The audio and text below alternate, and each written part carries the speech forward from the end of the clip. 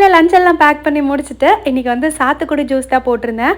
எனக்கு வந்து கொஞ்சம் லைட்டாக கேர் ஆகிற மாதிரி இருக்குது அப்படின்னா, அதாவது பிபி கொஞ்சம் லோ ஆகிற மாதிரி இருக்குது அப்படின்னா, ஒரு 1 வீக் தொடர்ந்து சாத்துக்குடி ஜூஸ் எடுத்தேன்னா உடம்பு வந்து ரெக்கவர் ஆகிடும். நல்லா தான் இருப்பேன். ஒரு 3 மந்த்ஸ் ஆர் 6 மந்த்ஸ் ஒன்ஸ் வந்து இந்த மாதிரி ஆகும். இப்போ திரும்ப வந்து ஒரு மாதிரி திடீர்னு நடக்கும்போது வந்து கேர் ஆகுது. ஒரு மாதிரி இருட்டாக தலையெல்லாம் வந்து லைட்டாக சுற்றுற மாதிரி இருக்குது.